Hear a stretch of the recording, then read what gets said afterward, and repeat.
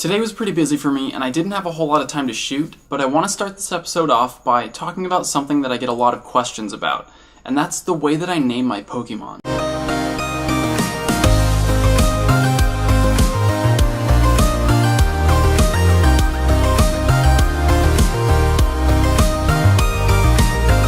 A lot of you have probably noticed that I have symbols before and after a lot of my Pokemon's names. So today I'm just going to walk you through what each symbol means and share a little bit about the information that I like to have readily available at a glance.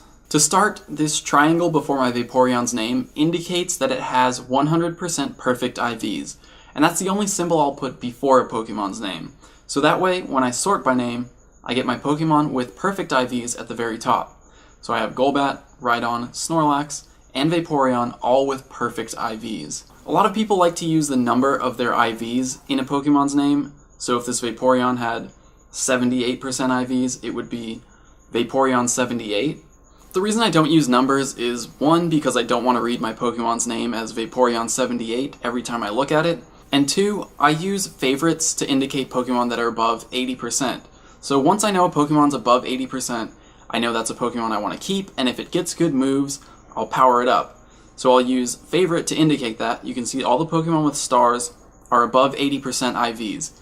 But once I know that, it doesn't really matter what the actual IVs are. What I mean by that is, this Snorlax could have 82% IVs, or it could have 97% IVs. It doesn't matter. Either way, I'm going to keep it, I'm going to power it up because it has good moves. The only time it matters is if I get another Snorlax above 80%. This one is just below 80%, I think it's 77.8. But if it was above 80, I would need to know the exact percentage so I could choose which one to prioritize. But either way, in the end, they'll still both get powered up because they're both strong Pokemon, they both have good moves, and they'd both be above 80%. Plus, using favorites to indicate that means I won't accidentally transfer a good Pokemon above 80%. Now for the symbols that come after the name, that indicates the types of the moves that the Pokemon has. So this Executor with a Yin Yang and a Leaf has a Psychic type move and a Grass type move. My Snorlax with Zen Headbutt and Hyper Beam, again, Yin Yang indicates a Psychic type move. That empty circle means it has a normal type move. As I scroll down my list, you can see that I have quite a few different symbols, and I use a different symbol for every type. There are some Pokemon that don't have symbols, and that means they don't have moves that I think are worth using in a gym, so I don't need to know the types because I'm not going to be using them.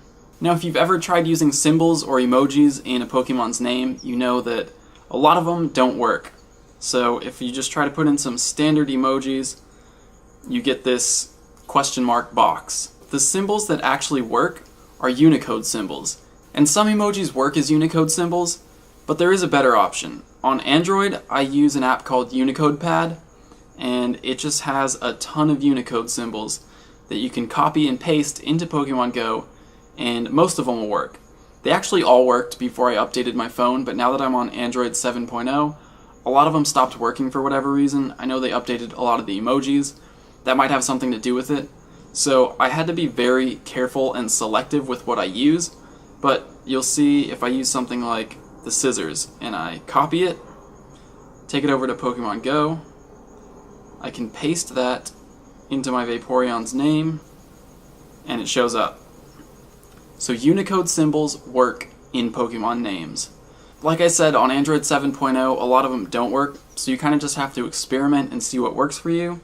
And if you're not on Android, there is still an option. There's a website called copypastecharacter.com, and it has a huge list of Unicode symbols that you can copy and paste from here into Pokemon Go as well. So now I'll show you the symbols that I actually use to represent each type, and some of them are kind of weird because, like I said, I'm limited on 7.0, but I tried to make it work. So for normal, I use this circle because it seems like a pretty normal thing. Grass, I use this leaf. That's a Unicode symbol. You're not going to find it on the emoji keyboard. For water, I use the umbrella. That one is an emoji. For fire, it's this symbol for fire. That's, again, a Unicode symbol. For ice, I use a snowflake. For electric, I use the lightning bolt. For psychic, I use the yin yang. For ghost, I use this. It's like a Canadian native symbol for something. I'm not sure. But it looks like a tombstone. That's why I use it for ghost. For flying, I use the cloud. For fighting, I use this like alert sign because I really couldn't think of anything better. I used to use the crossed swords, which worked on Android 6.0. Since the update, it doesn't work anymore. You might be able to use a fist. I can't. For rock, I use this symbol. It's from a foreign language. I'm not sure what, but it kind of looks like mountains to me, and that's why I use it. If that means something and it offends someone, I'm sorry. For ground, I use this symbol for earth. For bug, I use that thing. Again, I don't know what it is. It's from a foreign language, but it kind of looks like a spider or like some kind of insect thing.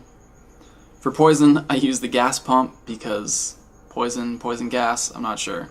I used to use the biohazard or the radioactive symbols, but those don't work for me anymore. They might work for you. For dragon, I use this symbol. Again, I don't know what it means, but it looks kind of dragonish with wings. For dark, I use a spade. Not really sure why. Ace of spades, it's kind of dark. Blackjack, I'm not sure. For steel, I use the anchor because it's a big metal thing, and I really like the way the anchor looks, so I wanted to use it for something. And for fairy, I use the heart.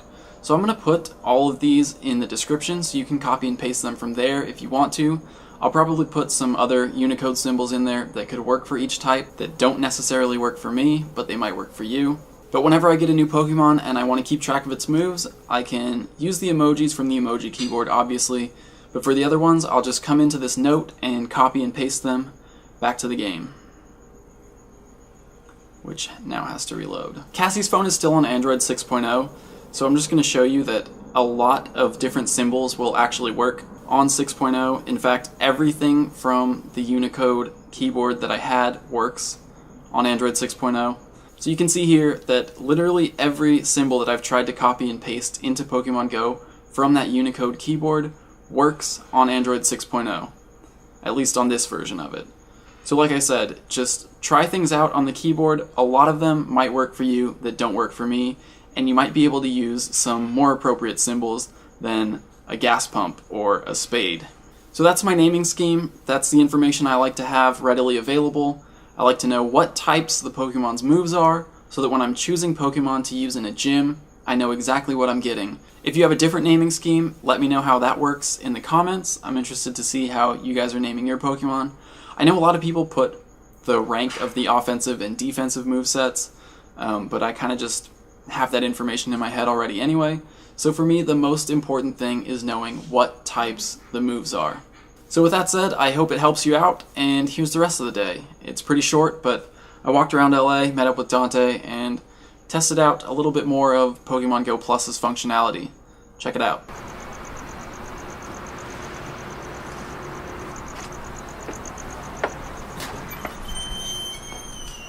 Meeting with Dante again, the great company, 2 Pokestops in range, and this time I have Go Plus. So while we're sitting here, I'll be getting a little blinking light every 5 minutes.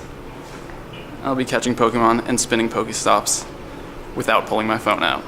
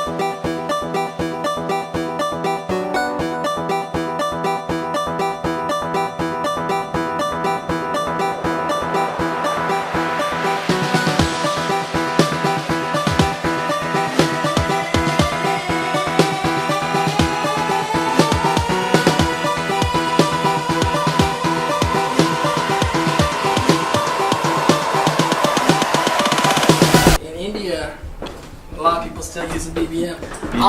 BBM's going off in India. I might just respond to someone I don't know on BBM just because they found me. You know what I'm saying? There you go. Look for him. If you know my BPM, get at me.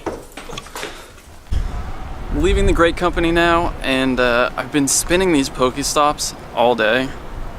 Look at that, got another one. All day I've been spinning these, so I'm just gonna check the journal and see what happened. Caught a Doduo, got tons of items. I filled my bag up twice. I had to toss items. Look at that. Just sitting there, like, didn't have to pull my phone out at all. It's pretty convenient. Caught a Rhyhorn, Pidgey ran away. Not feeling too bad about that. Just a lot of items. Missed out on a Growlithe, caught a Rattata. All the way down, my entire journal is just Pokestop spins, sitting while I was just working with Dante. And there it is again. Lots of items, no effort. I'm just gonna drop my stuff in the car, the rental for now, and take a little walk because there's a few Pokestops around and I'm getting pretty close to hatching this 10K, so I'd like to get that done. So here we go. It's dark now, but don't let that confuse you. I stopped for a little while to talk to some folks here at the great company, so I lost a little bit of time, a little bit of light, but the 10K egg is at 9.9 now, and it seems like tracking distance with Pokemon Go Plus connected is a lot more accurate. And that's something a lot of people have said online. So I think tomorrow what I'm gonna do is head out and actually test that. Now the other thing I'm curious to see is, will I get a notification from Go Plus when this egg hatches?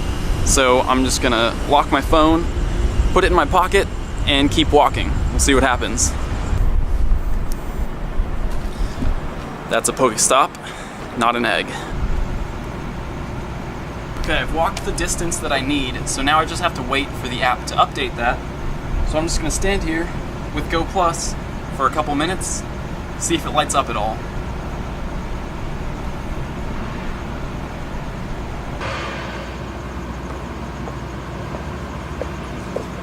Well, it's been about 4 minutes and nothing yet, so I'm gonna unlock the phone, see what's going on. There it is, no notification, but let's see what I'm getting.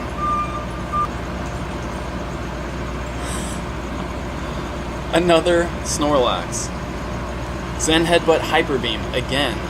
Let's check the IVs. This one's over 80%. This is crazy. 2 Snorlaxes in the last couple days. 56 Snorlax candies now. This is crazy.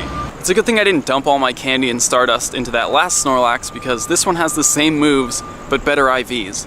Now, something a lot of people have been wondering about is, does making a certain Pokemon your buddy increase your chance of hatching or finding that Pokemon in the wild? Obviously Snorlax isn't my buddy right now, but it is the first Pokemon I set as my buddy, and 2 out of the last 4 10K eggs I've hatched since making that Snorlax my buddy have been Snorlaxes. Now right now, all the evidence is purely anecdotal and most likely it's coincidence, but it's an interesting thought and it's something to look into in the future. But for now, it's dark, it's kind of sketchy out here. I'm gonna go home. Also, yeah, Drowsy is my buddy Pokemon. A lot of you guys were really surprised by that because I know Drowsy is super common in some parts of the world, but here in Southern California, Drowsy is actually pretty rare.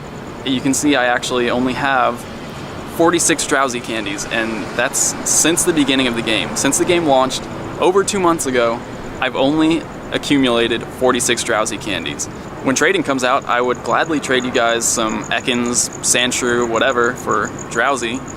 But again guys, rarity is regional. The Pokemon that are rare for you might not be rare for someone else. And I think that's something that Niantic got right, because how boring would this game be if everyone saw the exact same spawns at the exact same rates? But anyway, now I'm going home. While Dragonite has some good counters in ice types like Dugong and Cloyster, your best bet against Snorlax is to just use your strongest Pokemon. This isn't necessarily a huge problem on its own, but it adds to the issue of a very small group of Pokemon dominating the entire gym metagame.